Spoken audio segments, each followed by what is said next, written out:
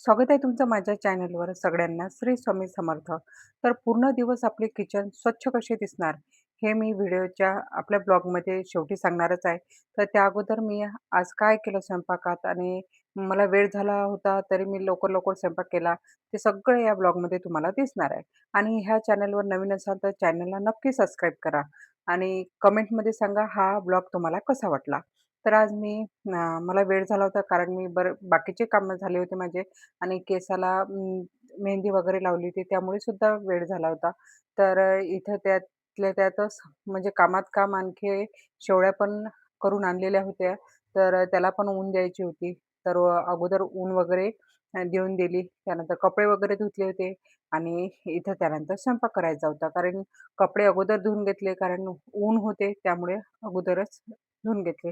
तर हे आमच्या घरच्याच झाडाचे आंबे आहे आणि यातच ते जे कूलरचं गवत असते ना, त्यात टाकलं आणि ते पिकायला ठेवले. तर तशी पाहिली तर टोपली पाहिजे पाहिजे त्यामुळे सुद्धा चांगले होतात. पण आता म्हटलं उद्या रस करायचा आहे, तर हे त्यात पिकायला ठेवले होते ते आंबे आणि उद्या म्हटलं रस करू. तर इथं डाळ भाजी करायची होती आणि तशी तर मी अगोदरच कणिक भिजवून ठेवते, पण वेळ झाला होता, तर बाकीच्यांना डाळ भाजी आणि भात लागते. त्यामुळे अगोदर तेच केलं, डाळ भाजी लावून घेतली होती आणि ते डाळ-भाजी फोडणी दिली कारण बाबांना आणि सहाराला तेच होते. आमचा तरी आम्ही वेळानं जेवू शकतो. वेळ झाला तर पहिले ज्यांना भूक लागते त्यांचं अगोदर करावं लागते. तसं तर प्रत्येकाची आवड हे घरात वेगवेगळी असते. पण म्हटलं वेळ झाला तर आता एकच बनवूया. तर इथं त्यात किचन किंग मसाला पण टाकला, सांबार मसाला पण टाकला. तर आपण घरी तर करतो तर चांगली तर होतेच, पण आपण लग्नात वगैरे जातो. लग्नातही नाही, देवाच्या ठिकाणी जातो, तर तिथं खूप छान लागते भाजी. अ, हीच डाळ भाजी. तर इथं अं, डाळ-भाजी करत असतानाच इथं ते काम सोडून घरातलं बाकीचं पण काम बघावं लागतं. म्हणजे लहान मुलगी आहे, त्यामुळे तिला सुद्धा बघावं लागतं. तर हे तसंच चमचा ठेवून दिला होता मी आणि स्वामिनीला बघायला गेली होती मी. तर इथं हे चालू असताना चांगलं त्याला तेल सुटू दिलं होतं. खूप छान झाली होती डाळ-भाजी आणि इथं डाळ-भाजीतलंच थोडंसं वरण मी एका बाजूला काढलं होतं स्वामिनीसाठी आणि इथं आपण ह्या ब्लॉगमध्ये जे पाहणार आहे किचन क्लीन कसं ठेवायचं दिवसभर. त्यासाठी कसं आहे आपल्याला रेग्युलर तसं पाहिलं तर लवकर उठलं तर आपल्याला सकाळची कामंसुद्धा लवकर होतात. त्याचबरोबर आपला स्वयंपाकसुद्धा लवकर होतो आणि बाकीचे एक्स्ट्रा कामंसुद्धा आपल्याला लवकर करता येतात. तर हे जर बाकीचे कामं जर आपले लवकर-लवकर झाले तर आपल्याला म्हणजे जसं आपण नाश्ता झाल्याबरोबर आपल्याला ते भांडेसुद्धा झालेले पाहिजेत आपले. तर मग स्वयंपाक करायला सुद्धा बाहेर जात नाही.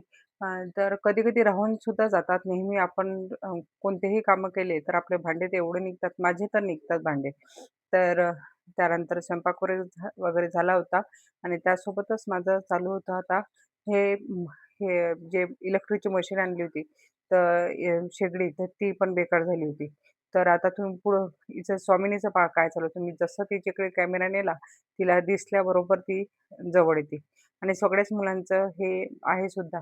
तर ती चांगली खेळत असतात आणि जशी आई दिसली मुलांना, तर त्यांचं रडणं सुद्धा चालू होतं. तसं हिचं सुद्धा चालू झालं होतं यासाठी. घे म्हणून चालू होतं तिचं. तर इथं पहा आली आणि E2 असा प्रॉब्लेम दाखवतोय. कोणाला माहीत असेल तर कमेंटमध्ये ज्यांच्या घरी शेगडी असेल तर असा प्रॉब्लेम येतो. तर का बरं शेगडी बंद पडते काही माहीत नाही. तर इथं ती बंद केली आणि इथंच भात गॅसवरच लावून दिला. तर असं वाटतं पैसे तर वाया नाही गेले काही एवढे म्हणजे मग इलेक्ट्रिकचे हे घ्या. तर कारण आता गॅसचा प्रॉब्लेम चालू आहे. त्यामुळे म्हटलं फायद्यात पडेल तर कसलं काय, तर हा प्रॉब्लेम आता आला त्याच्यात. तर आता पाहू आता कसं होते, ठीक होते की काय? पण इथून नाही घेतली आहे, ती परतवाडाहून घेतली आहे. दूर पडते, तर तसं वॉरंटी तर असते, पण तिथं नेणं म्हणजे आणि इथं पहा स्वामिनीचं भांडणं पहा कसे दोघेही करत राहतात त्या. तर इथं माझं कणिक वगैरे भिजवणं चालू होतं. खाली बसूनच भिजवली कारण ते स्वामिनी राहत नव्हती. कारण वेळ झाला होता तर तिलाही फरक पडते की मी कामातच दिसते. त्यामुळे तिलाही फरक पडते की आई आपली कामातच राहते. तर अशा वेळी तिच्यामुळेच मी खाली बसली होती आणि माझं कणिक भिजवणं चालू होतं आणि ह्या दोघींची मस्तीसुद्धा चालू होती. तर असो, तर बरं किचन क्लीन करताना आपले ज्या भांड्यांना हात लागतात जसे आपला मसाल्याचा डब्बा असतो, तो तेव्हाच पुसून घेते मी आणि गॅसच्या मागे जे असते आपले, ते पण तेव्हाच पुसून घेते. त्यामुळे काय होते नंतर आपल्याला अ, एकसाथ रोजच करावं लागते पण एका दिवसानं काही होत नाही.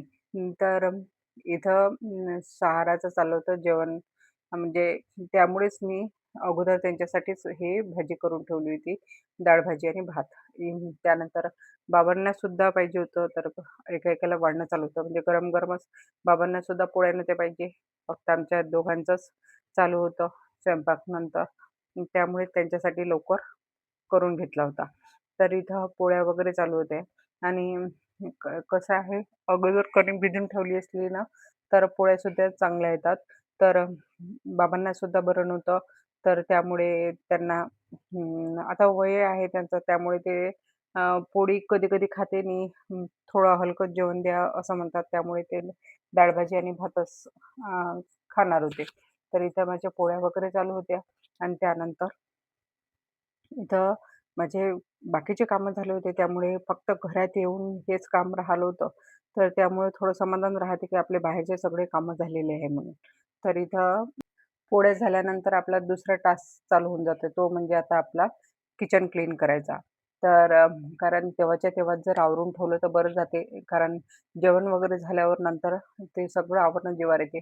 पण तरी पण कधी-कधी जेवण झाल्यावर सुद्धा नाही काही भांडे घासणं जरी नाही झाले, तर मी फक्त किचनचा ओटा आवरून ठेवते आणि नंतर 4 वाजता भांडे घासते.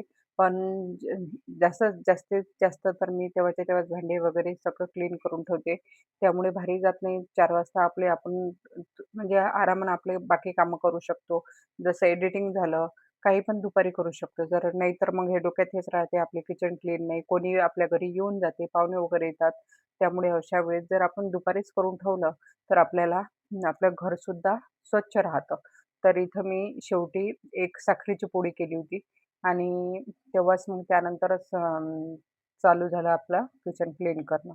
तर इथं मी याच्यासोबतच रोजच म्हणजे सकाळ नाही तर संध्याकाळ 2 पैकी 1 वेळा मी ते जर भाजीचं कोणतं उडालं असेल, तर मी ते तेव्हाच्या तेव्हाच क्लीन करून घेते. तसे मी मागचे शेगडीच्या मागचं तसे स्वच्छच करत राहते.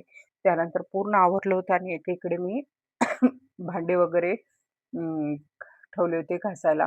तर इथं माझे हे भांडे वगैरे पण घासणं झालं होतं आणि ते इथं मी मोटिव्हेशनचेच व्हिडिओ बघत राहते आणि बघत म्हणजे ऐकणं चालू होतं आणि कामंसुद्धा चालू होते. नाहीतर मी कधी-कधी मग ताईला कॉल करते आणि माझे कामंसुद्धा चालू राहतात.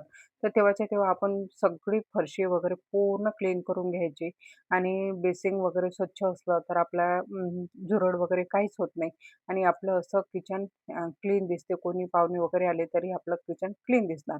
तर हा ब्लॉग कसा वाटला नक्की कमेंटमध्ये सांगा आणि चॅनलवर नवीन असाल तर चॅनलला सबस्क्राईब सुद्धा करा.